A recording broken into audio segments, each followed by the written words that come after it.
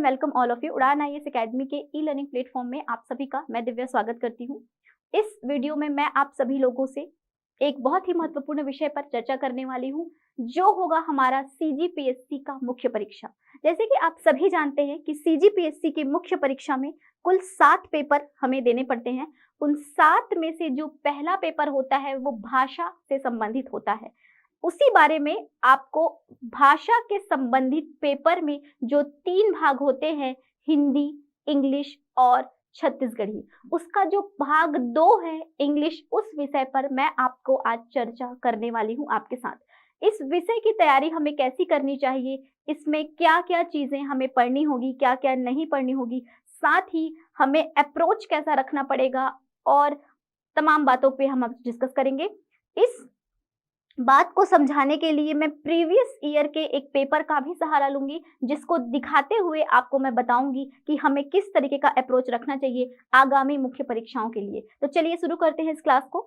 सबसे पहले आपको मैं दिखाती हूँ कि सीजीपीएससी मुख्य परीक्षा की उत्तर लेखन शैली कैसी की जाएगी। चूंकि हम जानते हैं पेपर 1 में पार्ट 2 हम देखने वाले हैं, जिसमें इंग्लिश जो होता है, एक जनरल इंग्लिश करके जो आपका विषय होता है, उसके वेटेज के बारे में बात करूं तो पेपर नंबर 1 के 3 भाग होंगे, भाग 1, भाग 2 और भाग 3।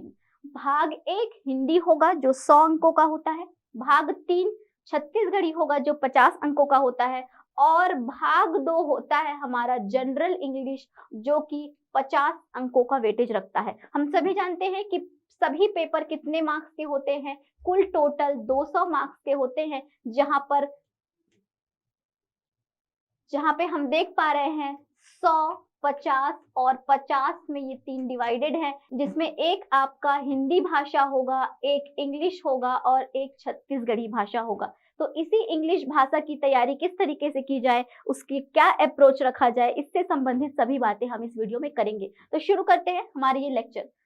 अगर मैं आपको भाग 2 जनरल इंग्लिश की बात करूं ना, तो सीजीपीएससी मुख्य परीक्षा का सिलेबस तो आप लोगों ने देखा होगा। अगर नहीं देखा है तो अगर आप देखना चाहेंगे, सामने ये रखा हुआ आपका सिलेबस है, जिसमें देखिए क्या लिखा हुआ है। कंप्रेहेंशन एक टॉपिक लिखा हुआ है। कंप्रेहेंशन बोलने का मतलब समझते हैं, बचपन से हम पैसेज राइटिंग जो करते आ रहे हैं, पैसेज में प्रश्न उत्तर जो दिए होते हैं उसका आंसर निकालते आ रहे हैं, वही बात। अगर प्रिसाइज राइटिंग की बात करूं तो इसमें आपको करना पड़ता है संक्षिप्त रूप में, आपको क्या करना पड़ता है, किसी पैसेज को लिखना होता है। कहते हैं कि उस जो भी पैसेज या जो भी पैराग्राफ आपको दिया रहेगा, उसका तीसरा हिस्सा हमें लिखना होता है। सपोज आपको 15 लाइन का कोई पैसेज देगा तो आपको उसको 3 लाइन में उसको क्या करना पड़ेगा, प्रिसाइज करना होगा। उसका एक बोल सकते हैं कंक्लूजन जैसा निकाल के लिखना पड़ेगा अपने शब्दों में, और वो बिल्कुल टू द पॉइंट और इस दिए हुए प्रिसाइज से संबद्ध होना ही चाहिए। अगर बात करूं तीसरे टॉपिक की, तो लिखता है rearrangement and correction of sentences, मतलब वाक्यों के बारे में इसमें आपको देखना रहेगा। अंग्रेजी के कुछ वाक्य जम्बल्ड फॉर्म में रहेंगे, हो सकता है करेक्टेड एरर वाले रहें, उनको आपको क्या करना पड़ता है, अरेंज करना पड़ता है और साथ ही करेक्शन करना पड़ता है। तो 3 टॉपिक पे डील किया हमने। चौथा टॉपिक देखते हैं। कहता है सिनोनिम और एंटोनियम लिखा हुआ है। सिनोनिम का मतलब आप सभी जानते हैं कि इसका मतलब होता है समानार्थी, समान अर्थ देने वाला, और एंटोनियम का मतलब क्या होता है, विपरीत अर्थ देने वाला। तो इंग्लिश में हमको सिनोनिम और एंटोनियम को क्या करना पड़ता है, याद करना पड़ता है।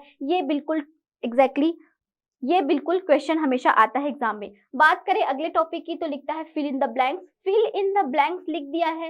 एक्चुअली में आपको मैं बताना चाहूंगी कि ये फिल इन द ब्लैंक्स के अंदर आपको वर्ब से रिलेटेड ब्लैंक भी दे सकता है, आपको प्रीपोजिशन से रिलेटेड भी देता है, आपको आर्टिकल के अंदर भी रिलेटेड देता है, आपको कई सारे टॉपिक्स के ब्लैंक फॉर्मेट में वो सेंटेंसेस देता है। उसी को बोल दिया है फिल इन द ब्लैंक।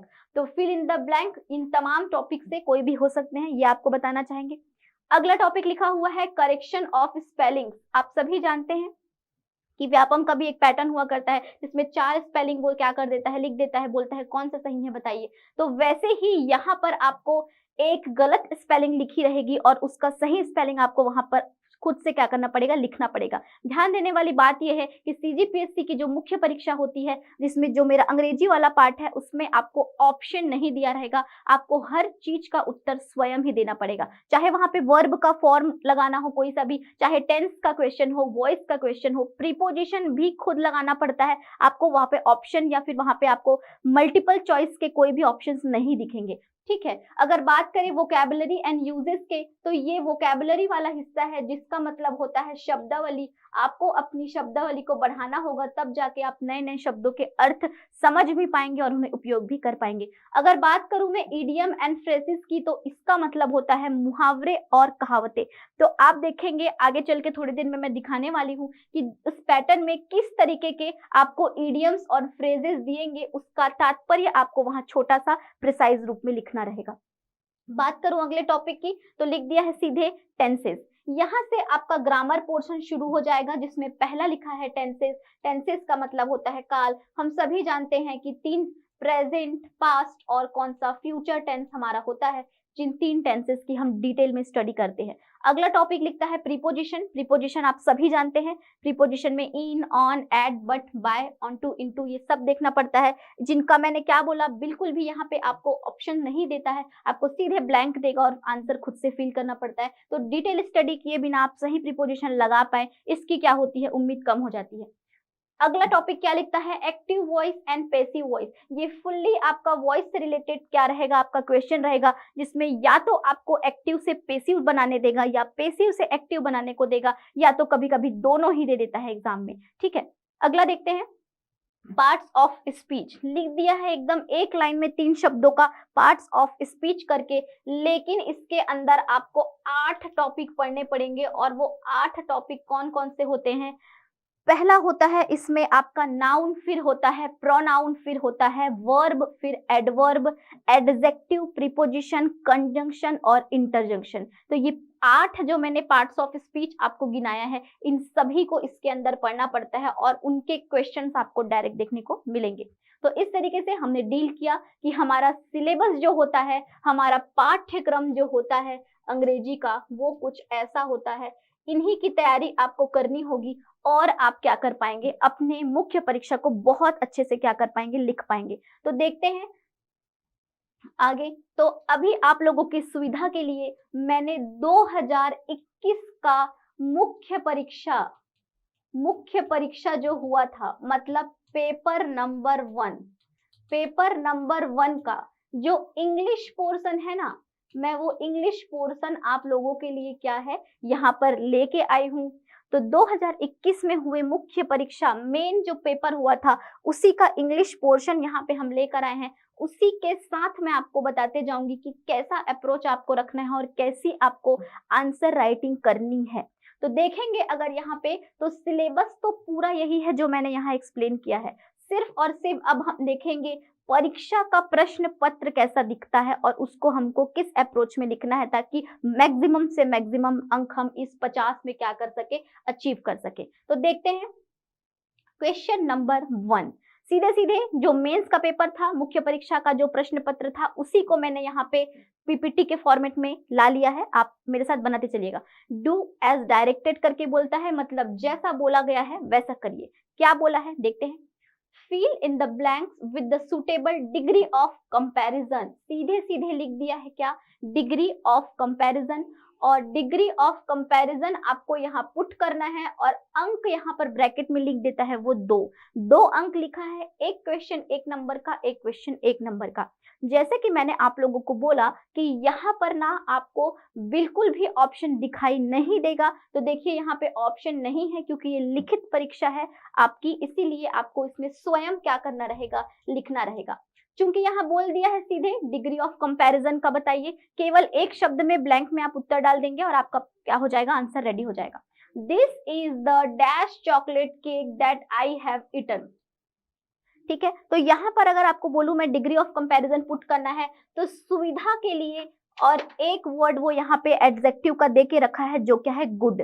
चूंकि नियम हम लोग जानते हैं एडजेक्टिव टॉपिक का कि जब भी आपको द आर्टिकल दिखे तो उसके जस्ट बाद कौन सा डिग्री ऑफ कंपैरिजन लगेगा, तो वो होता है third degree of comparison that is superlative degree. तो अगर मैं गुड का बताऊं थर्ड डिग्री, तो गुड का होता है सेकंड बेटर और थर्ड क्या हो जाता है बेस्ट। यही बेस्ट मुझे यहाँ पुट करना है क्योंकि यहाँ पे द आर्टिकल लगा है और नियम में आपको बताया गया है पहले भी मेरे द्वारा क्लासेस में कि this is the best chocolate cake I have ever eaten. ये आपका क्या होगा, सही उत्तर होगा। समझ आया आप लोगों को कि द के कारण हम यहाँ पे क्या पुट किए हैं, third degree of comparison that is superlative degree.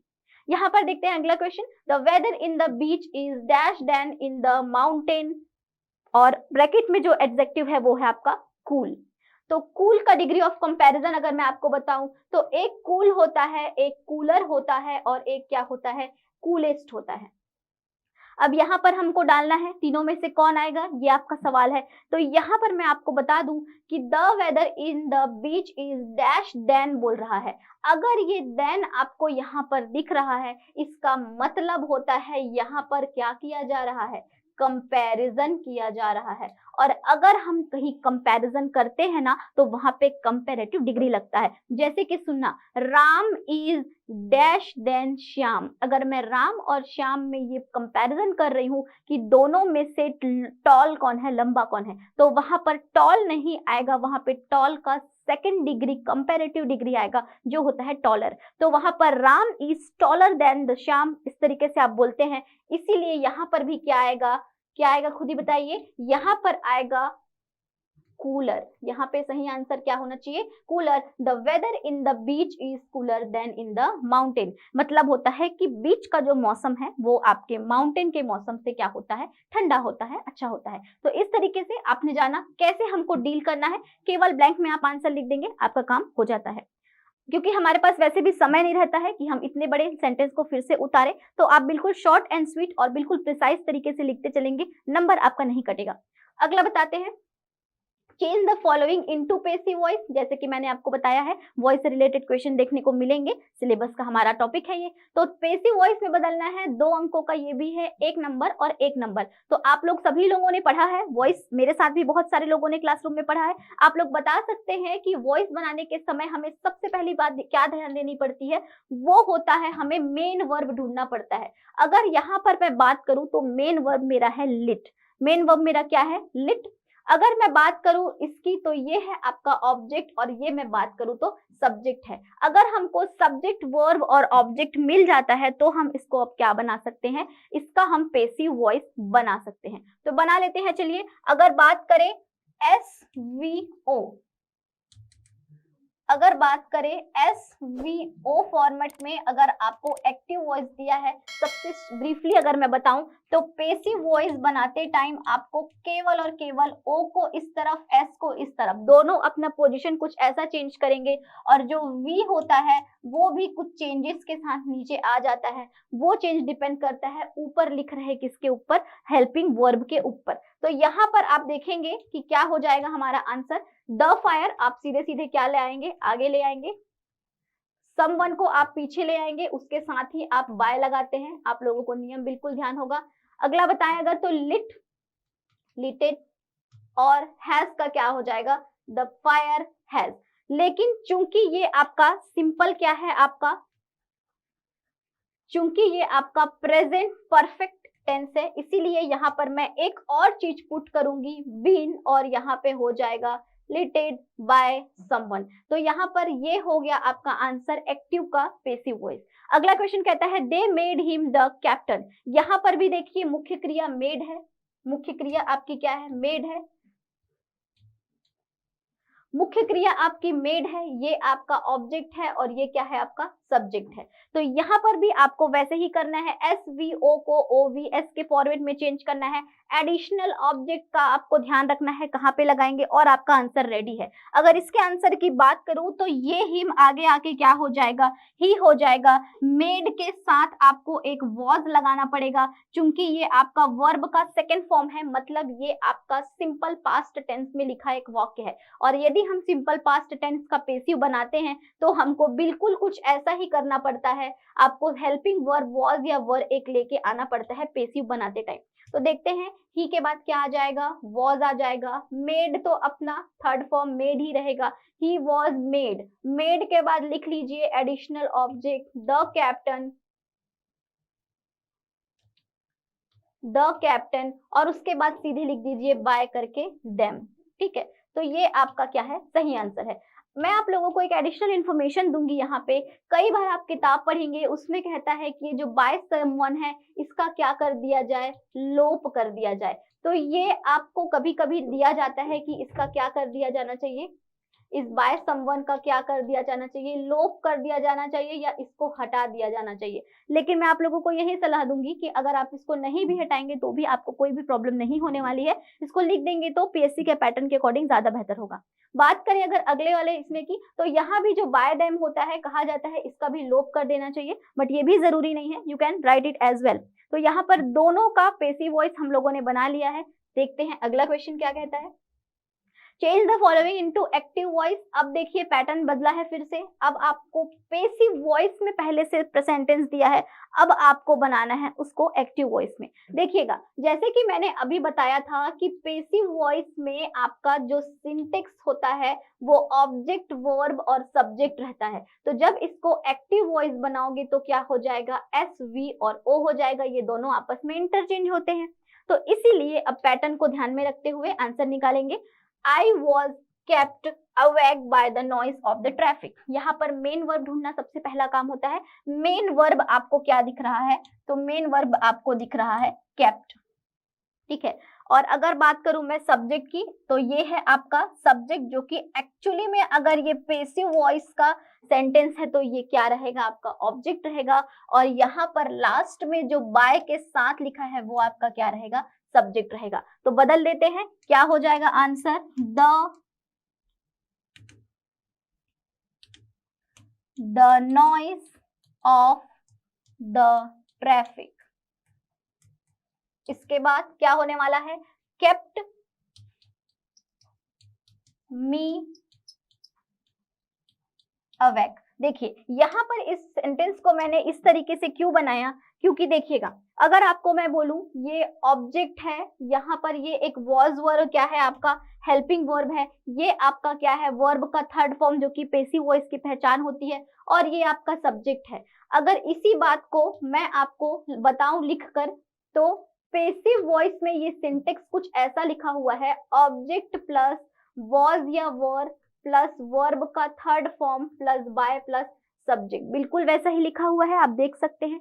लेकिन अगर इसी का एक्टिव वॉइस में सिंटेक्स बनाऊं तो ये होता है सब्जेक्ट प्लस वर्ब का सेकेंड फॉर्म प्लस ऑब्जेक्ट। ये एक सिंपल पास्ट टेंस का वाक्य है जिसका पेसिव वॉइस से एक्टिव वॉइस बनाते टाइम केवल सब्जेक्ट, वर्ब का सेकेंड फॉर्म और ऑब्जेक्ट लिखना पड़ता है। तो देखिए मैंने यहाँ तक तो क्या लिख दिया है, सब्जेक्ट लिख दिया है, यहाँ पे मैंने वर्ब का सेकेंड फॉर्म लिखा है, यहाँ पे सीधे मैंने ऑब्जेक्ट लिख दिया है, एडिशनल ऑब्जेक्ट को मैंने क्या कर दिया है, पीछे लिख दिया है। तो कोई भी दिक्कत नहीं है आपको कहीं भी, जिस तरीके से आप अप्रोच रखेंगे। अगला क्वेश्चन कहता है he was seen plucking the flowers by someone. यहाँ पर फिर से आपको क्या मिल रहा है, पीछे के हिस्से में आपको मिल रहा है क्या, आपका सब्जेक्ट बाय समवन। अगर बात करें मेन वर्ब क्या है, तो ये मेन वर्ब है और ये आपका क्या है, ऑब्जेक्ट है। चूंकि हम जानते हैं कि हमें बनाते समय क्या करना पड़ता है, सब्जेक्ट को और ऑब्जेक्ट को उसके जगह से बदलना होता है। यहाँ पे मैं लिख देती हूँ समवन, और समवन के बाद क्या लिखेंगे फिर से, सॉ। सॉ क्यों आया, क्योंकि सेम सिंटेक्स है, दोनों ही आपके सिंपल पास्ट टेंस में लिखे हुए वाक्य हैं। समवन सॉ, सॉ के बाद ही का क्या हो जाएगा पीछे जाके, हिम। ठीक है, समवन सॉ हिम, उसके बाद अगला क्या हो जाएगा, प्लकिंग द फ्लावर्स। ठीक है, कुछ लोगों के दिमाग में अगर ये क्वेश्चन आ रहा होगा कि मैम आप प्लकिंग द फ्लावर्स का टेंस क्यों नहीं चेंज करी, तो ये जो प्लकिंग द फ्लावर पूरा इतना जो लिखा हुआ है ना, ये आपका एडिशनल ऑब्जेक्ट है, साथ ही ये प्लक का जीरंड फॉर्म है प्लकिंग, जो कि अपने जगह से नहीं बदलेगा, अपने रूप नहीं बदलता, वो वैसे ही आता है। तो इस तरीके से आपने एक और क्या बनाया, आंसर बनाया। तो इस तरीके से अगर आप लिख के आएंगे आपको 2 नंबर बिल्कुल मिलने वाला है। सिंटेक्स को जरूर याद रखिएगा, और साथ ही बता दूं कि सिंटेक्स लिखने की आवश्यकता नहीं होती है, आप केवल क्या करेंगे, आंसर लिखेंगे। साफ सुथरे तरीके से लिखिएगा, इस तरीके से कोई भी चीज नहीं करना। अगर देखें अगला क्वेश्चन कैसे अप्रोच करना है, फिर इन the blanks with suitable relative pronoun. देखिए जैसे कि मैंने आपको बताया था कि पार्ट्स ऑफ स्पीच हमको पढ़ने हैं जिसमें हम लोगों को नाउन और प्रोनाउन वगैरह पढ़ना पड़ता है। प्रोनाउन का सीधे सीधे क्वेश्चन देखिए आया है पेपर में, 2021 का ही प्रश्न पत्र है ये। This is the girl dash came from Spain. तो इस तरीके से यहाँ पे आपको एक प्रोनाउन लगाना है और जब ऐसी स्थिति आती है तो हम कौन सा प्रोनाउन लगाते हैं, हु प्रोनाउन लगाते हैं। कौन सा प्रोनाउन लगाते हैं, हु प्रोनाउन। तो यहाँ पर आपका क्या आ जाएगा, हु केम फ्रॉम स्पेन, यह वही लड़की है जो कहां से आई है, स्पेन से आई है। अगला क्वेश्चन है as a university student you should know dash to use a library very well. तो बताइए यहाँ पे क्या आना चाहिए, यहाँ पे आना चाहिए आपका हाउ प्रोनाउन। हाउ प्रोनाउन का मतलब होता है कैसे। देखिए आप लोग पूछते हैं हाउ आर यू करके कैसे, लेकिन यहाँ पे वो एक क्वेश्चन वर्ड जैसा नहीं, यहाँ पे वो एक प्रोनाउन जैसा इस्तेमाल हुआ है। इसका तात्पर्य बताऊं मैं यदि, तो कहता है एक यूनिवर्सिटी का विद्यार्थी होने के नाते आपको यह आना चाहिए कि लाइब्रेरी का इस्तेमाल कैसे किया जाता है। ठीक है, तो कुछ इस तरीके से आपका आंसर बना। अगला क्वेश्चन देखते हैं, fill in the blanks with the suitable preposition. आपको यहाँ पे क्या करना है, प्रीपोजिशन फीड करना है। He was advised to abstain, 3 number का ये आपका प्रश्न है। एक नंबर आपको यहाँ मिलेगा अगर आप सुटेबल प्रीपोजिशन लगाते हैं तो। ध्यान दीजिएगा, मैंने आपको पहले ही बोला है कि प्रीपोजिशन हो चाहे कोई भी टॉपिक हो, ऑप्शन नहीं देता है मेंस में। तो यहाँ पर भरेंगे he was advised to abstain dash all alcoholic drink। तो यहाँ पर आपको आना चाहिए फ्रॉम, बेस्ट प्रीपोजिशन सूट करेगा कि उसको सभी प्रकार के मादक पदार्थों से क्या रहने को कहा गया है, दूर रहने की सलाह दी गई है। From all the alcoholic drinks. ठीक है, it is dangerous to enter dash the enemies camp. देखिए बहुत बढ़िया सवाल है ये, इसको देखिएगा। अगर यहाँ पे एंटर की बात करूँ ना, तो आप लोगों के मन में आ रहा होगा कि मैम ये कैंप की बात कर रहा है, इसमें तो क्या किया जाएगा, इनटू हम लगाएंगे। लेकिन एंटर के साथ कोई भी प्रीपोजिशन का इस्तेमाल नहीं किया जाता है, इसीलिए बेहतर होगा आप यहाँ पे नो आर्टिकल का इस्तेमाल करें। अगर बात बताऊं मैं, the man robbed me dash माई प्रोसेसन। यहाँ पर जो वर्ब है रॉब, ये रॉब का मतलब पहले जान लीजिएगा। इसका मतलब होता है वंचित होना या किसी चीज से दूर रखा जाना।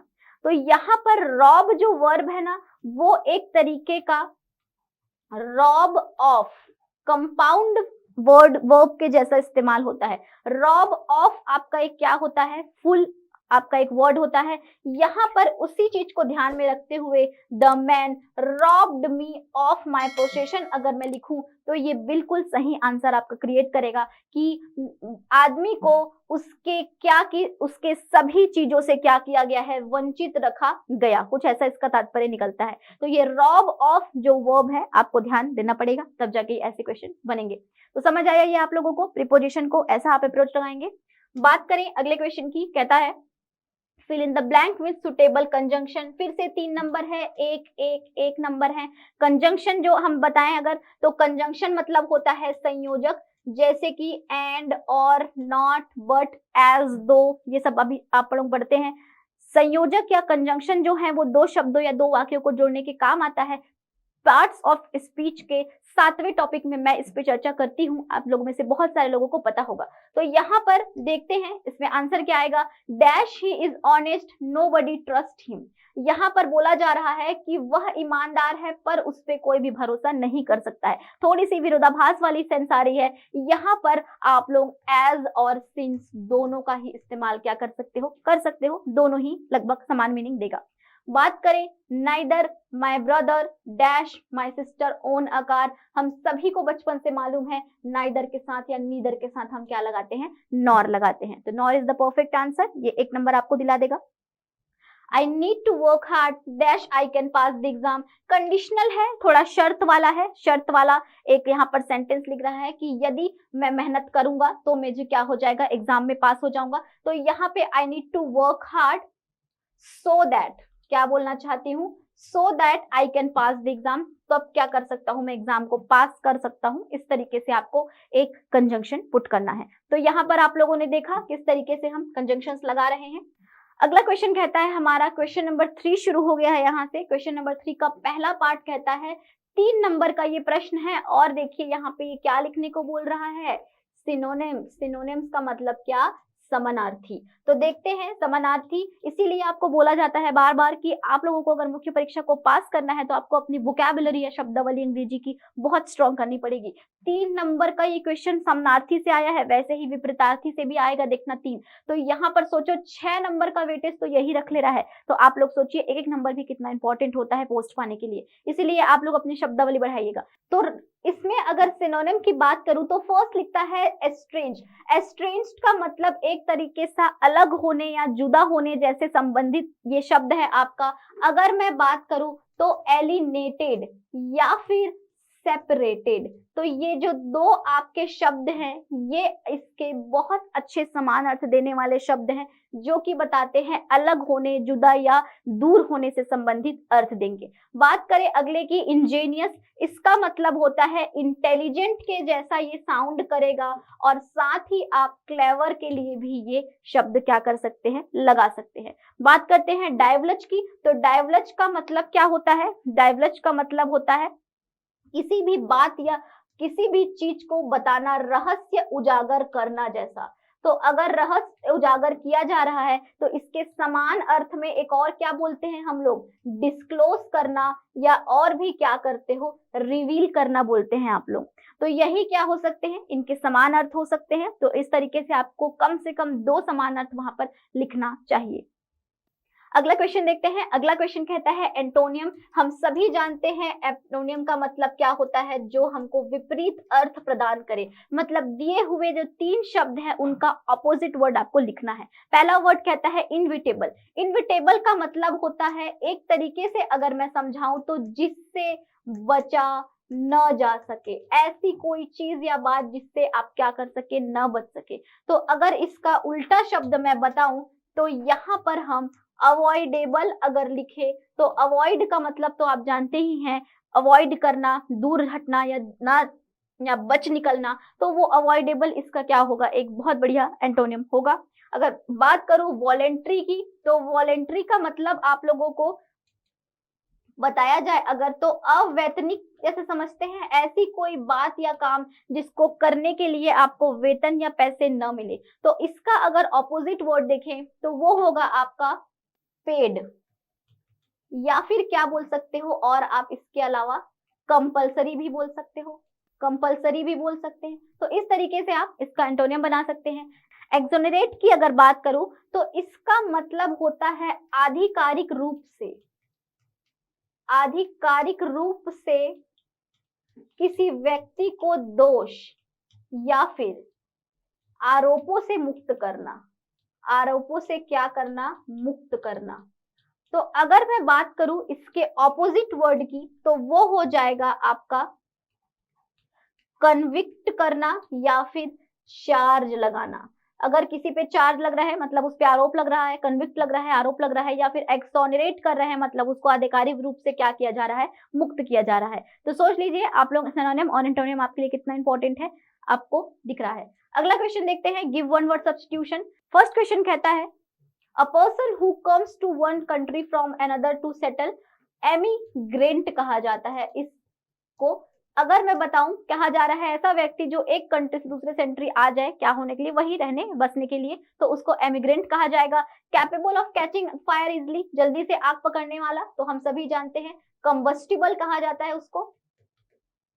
और अगर बात करूं one who is sympathetic to mankind, मतलब जो मानव जाति के लिए सहानुभूति रखता हो, उसको क्या कहा जाएगा, तो उसको लिए बहुत बढ़िया एक शब्द है ह्यूमैनिटेरियन। क्या शब्द है, ह्यूमैनिटेरियन। अगर आप लोग कभी और देखेंगे कहीं तो आपको फिलैंथ्रोपिस्ट, फिलैंथ्रोपिस्ट वर्ड भी आपको इसके लिए मिलेगा। तो आप लगा सकते हैं जो भी आप चाहें। तो यहाँ पर give one word for each the following में 3 क्वेश्चन थे, तीनों के आंसर आप लोगों ने देखा। अगला क्वेश्चन देखते हैं। अगला क्वेश्चन क्या से संबंधित है, कहता है मीनिंग बताइए इन इडियम एंड फ्रेजेस का।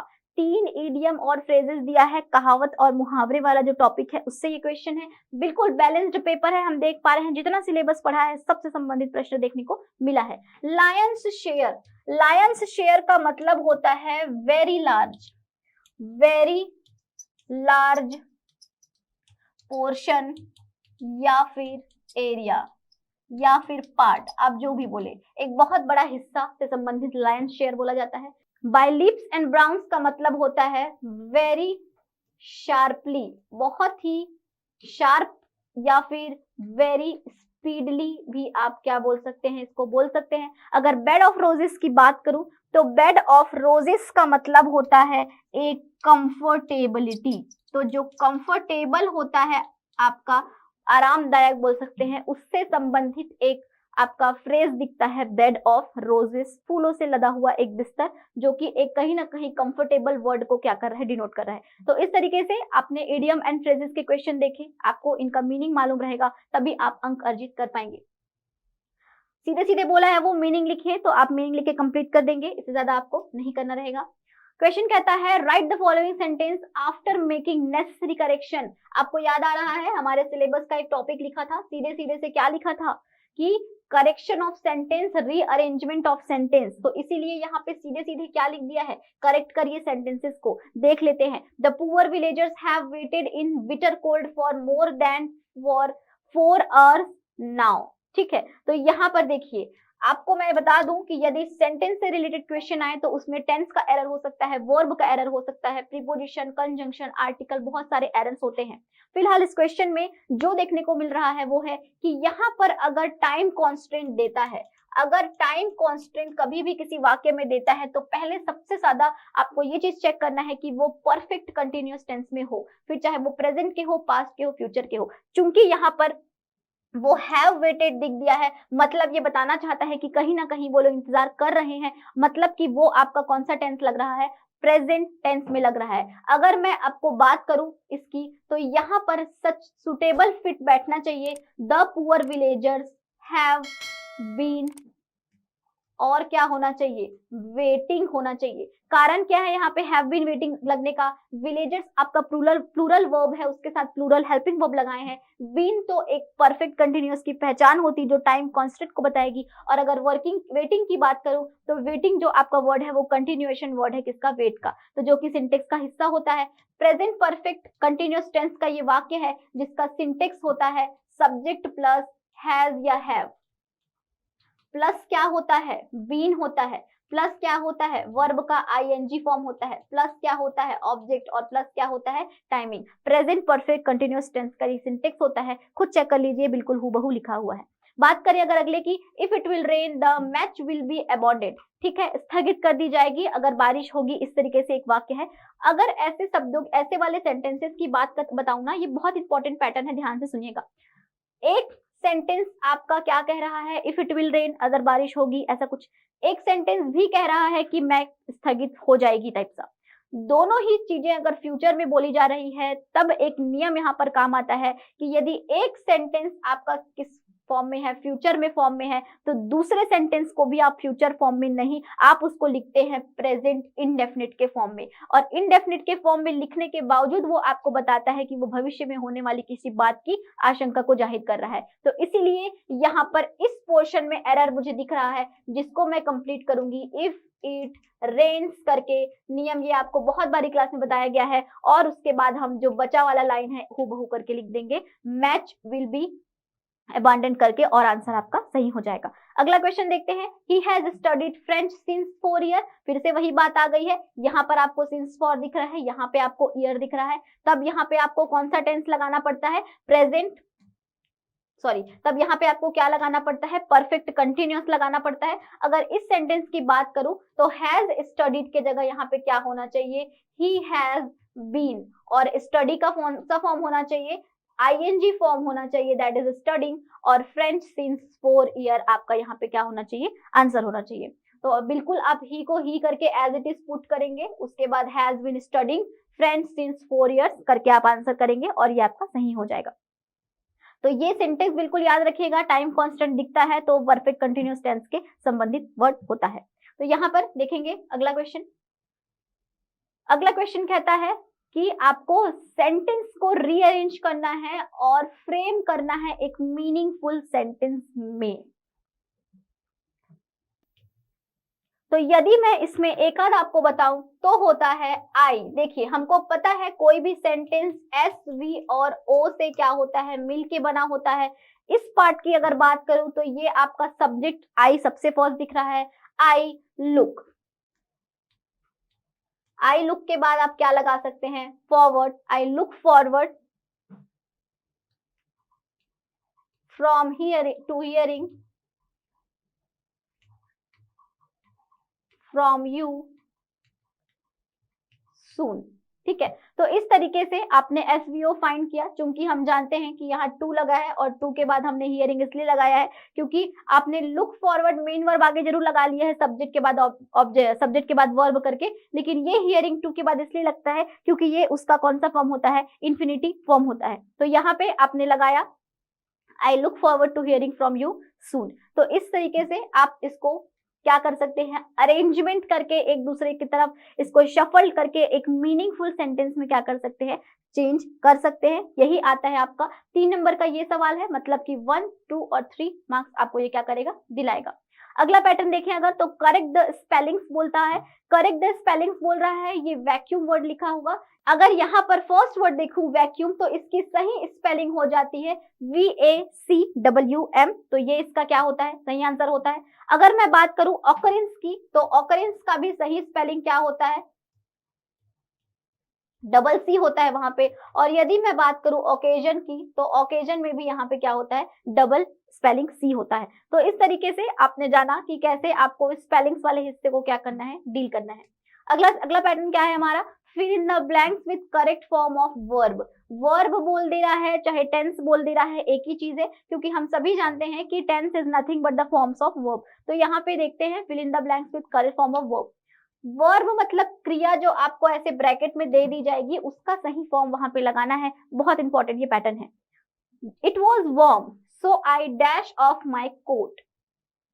वॉज, अगर यहाँ वॉज लिख दिया है मतलब कहीं ना कहीं ये आपको पास्ट टेंस की फीलिंग दे रहा है। हमको पता है इज एम आर प्रेजेंट में लगाते हैं, वॉज वर पास्ट में लगाते हैं, विल शैल सब फ्यूचर में लगाते हैं, हैज हैव ये सब हम लगाते हैं। इस हिसाब से इट वॉज वार्म एक पास्ट टेंस क्या फीलिंग दे रहा है।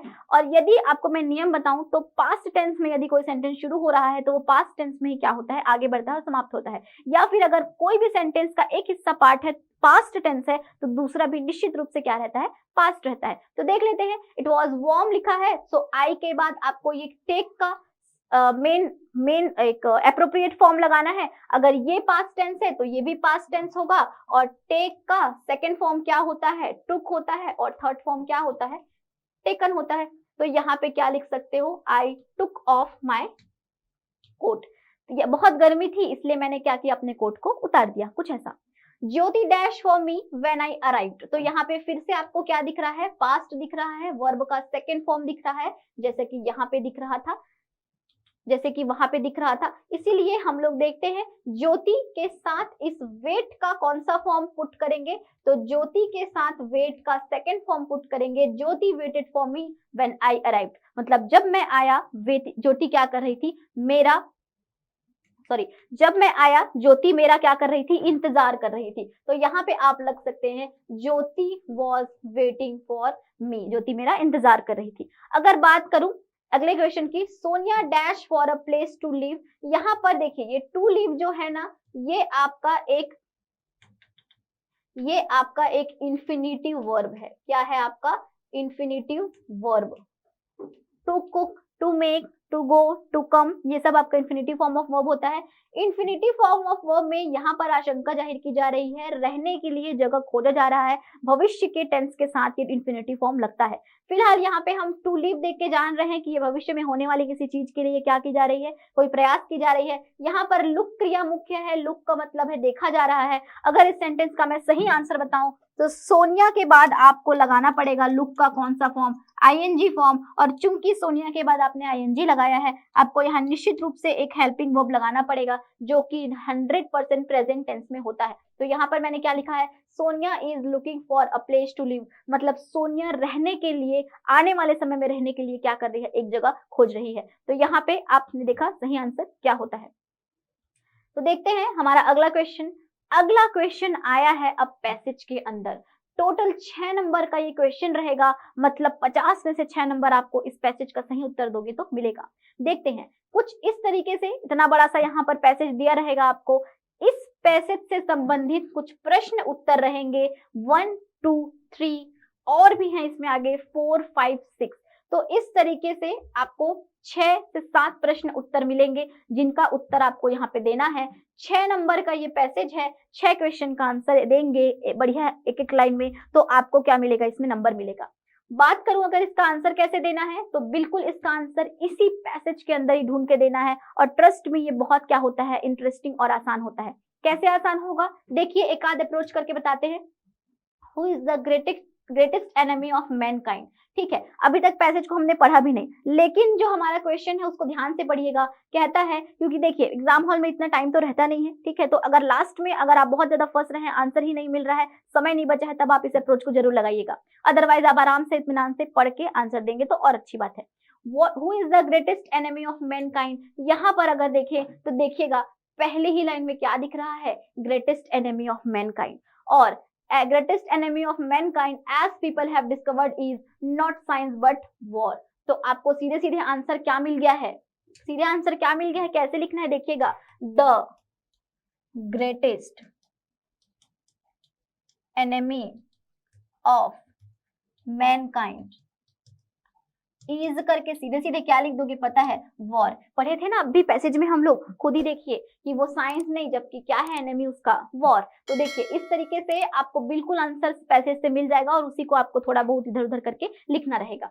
अगला अगर देखें काठो, तो व्हाट डू वेपन्स कॉज, ठीक है, व्हाट डू वेपन्स कॉज, देखते हैं कहीं पे तो आपको वेपन्स कॉज टाइप का कोई तो आपको सेंटेंस मिलेगा, बिल्कुल। तो देखिए the weapons which science give us do not cause war, they make war increasingly terrible. देखिए बोल रहा है यहाँ पे कॉज वॉर से लेके यहाँ तक आपको मिल रहा है नंबर 2, ये था आपका नंबर 1। तो वेपन्स जो होता है, जो हमें साइंस देता है, वो वॉर का कारण नहीं बनता, वो वॉर को क्या कर देता है, और ज्यादा खतरनाक बना देता है। तो बिल्कुल आप यहाँ पे लिख सकते हो द वेपन्स कॉज, या फिर सीधे हूबहू लिख भी सकते हो the weapons make war increasingly terrible. पूरा एक लाइन का आंसर और खत्म हो जाएगा।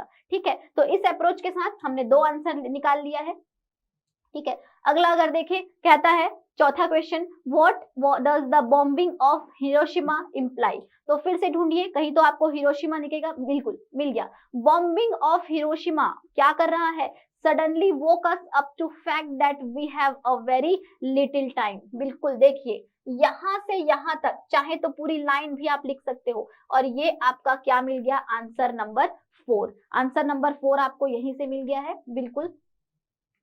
तो ये है आपका आंसर नंबर 4। इस तरीके से पैसेज से आप आंसर निकाल सकते हैं। एक और पैटर्न होता है इसमें, कहता है एक सुटेबल टाइटल दीजिए, एक शीर्षक दीजिए किसको, इस पैसेज को। तो इस प्रश्न के लिए आपको इस पैसेज को एक बारी ध्यान से थोड़ा देखना पड़ेगा और आपको समझ आ जाएगा कि किससे संबंधित है, किससे संबद्ध हो रहा है, और आप इसमें क्या दे सकते हैं, अपना टाइटल दे सकते हैं। फिलहाल मेरे हिसाब से ये मुझे बिल्कुल साइंस से संबंधित लग रहा है, तो आप इसमें साइंस अब अकर्स और क्राइसिस, इस तरीके से आप कोई भी पैसेज का टाइटल यहाँ पे दे सकते हैं। साइंस के ड्रॉबैक्स एंड साइंस के प्रॉफिट्स, कुछ भी आप अपना यहाँ पे तरीके से कोई अच्छा सा टाइटल दे सकते हैं, प्रॉब्लम नहीं है। तो यहाँ पर बन जाएगा आप लोगों से पैसेज। ऐसा पैसेज रहता है, इस तरीके से क्वेश्चन देंगे और आपको आंसर लिखना है एक एक लाइन में जो वहां पे दिया रहेगा। बिल्कुल जैसा मैं यहाँ पे एक एक लाइन से छोड़ी हुई हूँ ना, ऐसे ही आपको मेंस का भी उत्तर लिखने को मिलता है।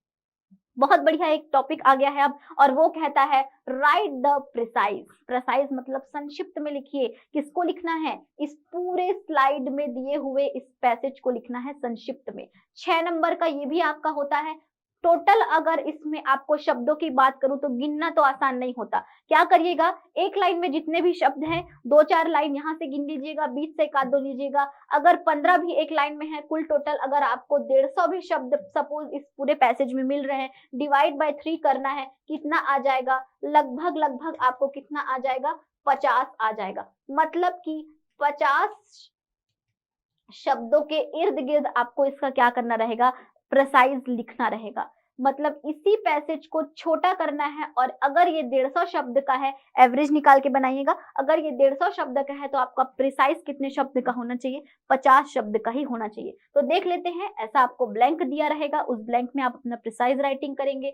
अगर मैं इसके आंसर की बात करूं तो प्रिसाइज राइटिंग का आंसर मैं आप लोगों की सुविधा के लिए यहाँ पे अपने हिसाब से लिख दी हूँ, आप लोग देख सकते हैं। आप लोगों का दूसरे हर लोगों का प्रिसाइज अलग भी हो सकता है, मेरे हिसाब से ये एक बहुत सुटेबल है जिसको मैंने 50 शब्दों में क्या किया हुआ है, यहाँ पे डाला हुआ है। तो ठीक है, इस तरीके से आपने देखा। अब देखिएगा, हमारा जितना इंग्लिश का पूरा पोर्शन था वो इस प्रिसाइज राइटिंग के साथ समाप्त होता है। मतलब हमारे इंग्लिश के पेपर में डू एज डायरेक्टेड वाले पहले क्वेश्चन से लेके प्रिसाइज राइटिंग लिखने तक के क्वेश्चन तक पूरा हमको 8 पूरा दिया है, जो पूरे कितने अंकों का वेटेज रखेगा, 50 अंकों का वेटेज रखेगा। लेकिन सामान्य हिंदी वाला जो भाग 1 होता है वहां पर भी एक पैसेज होता है जिसमें हमको उसका हिंदी में अनुवाद कीजिए ऐसा लिखा होता है। तो अगर आपको इंग्लिश का कोई पैसेज है और उसको हिंदी में लिखना है तब भी आपको अंग्रेजी के ज्ञान की जरूरत है, अदरवाइज आप नहीं कर पाएंगे। तो उस प्रश्न को भी एक बार यहाँ पे ध्यान दीजिएगा। कहता है Swami Ramdas was very kind hearted. कुछ नहीं करना है, ये 100 अंक का नहीं है, 100 अंक का तो हिंदी होता है, ये बोलना चाहता है, हिंदी का पेपर होता है। ठीक है, तो आपको कहना चाहता है इस पूरे पैराग्राफ को कुछ नहीं करना है, आपको केवल क्या कर देना है, हिंदी में लिख देना है। तो कोशिश करते हैं, चले ट्रांसलेशन की। क्लास के जो स्टूडेंट्स हैं जो पढ़े हुए हैं और जो बाकी आप सभी लोगों को भी बता दूं, ट्रांसलेशन वाला जो हिस्सा है कभी भी कोई अकेले अलग से नहीं तैयारी करता है। टेंस और वॉइस ये सभी चीजें जब आप पढ़ते जाते हैं साथ साथ उन्हीं चीजों को हिंदी में लिखने और बोलने का प्रैक्टिस करेंगे तो आपका ये जो है पैराग्राफ हिंदी में हो जाएगा। For example, Swami Ramdas was very kind hearted and devoted to God. यहाँ पर देखिए वॉज दिख रहा है, वॉज मैंने बताया हुआ है पास्ट टेंस का डिनोटेड एक क्या है, हेल्पिंग वर्ब है।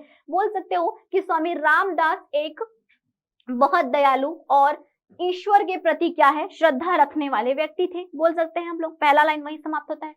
He was so gentle by nature that he never felt angry.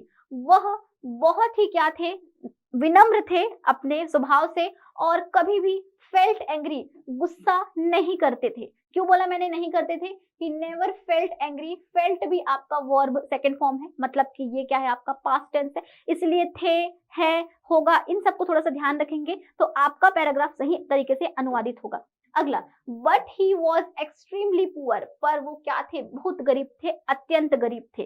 ठीक है, आपकी सुविधा के लिए I am explaining this for once, आप लोग आगे चल के बिल्कुल और भी प्रैक्टिस करिएगा। His wife was ill tempered, मतलब कि उसकी जो पत्नी थी वो थोड़ी सी क्या थी, गुस्सैल स्वभाव की थी। She used to quarrel with him over trifles. देखिए ये ट्राइफल्स जो है ना, अब यहीं पे बताती हूँ, ये जो ट्राइफल्स वर्ड है ना, इसका बहुत एक अच्छा मतलब होता है, मतलब एकदम तुच्छ बातें, तुच्छ या छोटी मोटी बातें जैसे नहीं बोलते हम लोग, छोटी मोटी बातें जिसको तुल ना दी जानी चाहिए, फिर भी उस पे क्या करती थी, वो क्वेरल करती थी, मतलब लड़ाई करती थी। किसके साथ? She used to quarrel with him. Him कौन है? हमारा स्वामी रामदास। ठीक है, तो इस तरीके से ही अनुवाद करेंगे। बोलता है कि वह उनके साथ छोटी छोटी बातों पर क्या करती थी, लड़ाई करती थी। शब्दावली बढ़ाने के लिए इसलिए ही बोल रही हूँ, वरना आप ट्रांसलेट कर नहीं पाएंगे और अच्छे से नहीं कर पाएंगे, कर तो पाएंगे, अच्छे से नहीं कर पाएंगे। One day there was no floor in the house. अब इस फ्लोर का मतलब तल वाला नहीं होता है, इस फ्लोर का मतलब होता है आटा। एक दिन घर में क्या था, आटा ही नहीं था, खत्म हो गया था। They had gone without food for 2 days. वो लोग 2 दिन तक क्या रह गए, भूखे रह गए। The wife said, पत्नी ने कहा, go to the field and bring some sugar cane. Sugar cane का मतलब आप सभी को पता होगा, शक्कर नहीं है ये, इसका मतलब होता है गन्ना। तो वो बोली जाओ खेत में और वहां से क्या ले आओ, सम शुगर केन, कुछ क्या ले आओ, गन्ने ले आओ। We shall satisfy our hunger with its juice. कहती है कि हम दोनों उसके रस से, इट्स जूस मतलब कि शुगर कैन, गन्ने के रस से अपनी भूख को क्या कर लेंगे, शांत कर लेंगे। अगला देखते हैं। Ramdas collected a bundle of sugar cane and walked back towards his home. मतलब कि रामदास ने क्या किया, बंडल ऑफ शुगर केन, ठीक है, कलेक्टिव नाउन है ये, शुगर केन का क्या किया, बंडल इकट्ठा किया और क्या किया, घर की ओर लौट आया। ऑन द वे, रास्ते में, many people back to have the sugar cane, मतलब रास्ते में बहुत सारे लोग उससे शुगर केन को क्या करने लगे, मांगने लगे। And he gave them 1 each, और वो क्या करता गया, एक एक करके उन लोगों को शुगर कैन बांटता गया। At last he was left with just 1 sugar cane. Last में उसके पास केवल कितना बचा, एक शुगर केन बचा, एक गन्ना उसके हाथ में बचा था। His wife pounced on him and snatched it away। बहुत अच्छे से देखिएगा, यहाँ दो क्रियाएं इस्तेमाल हुई है, एक पाउंच्ड हुई है और एक क्या लिया हुआ है, स्नैच्ड लिया हुआ है। अगर इसका मैं तात्पर्य बताऊं तो कुछ ऐसा होता है कि उसकी पत्नी उसके ऊपर क्या करी, उसके ऊपर बिल्कुल क्या हो गई, कूद पड़ी और उसके हाथ से क्या कर लिया, गन्ने को छीन लिया।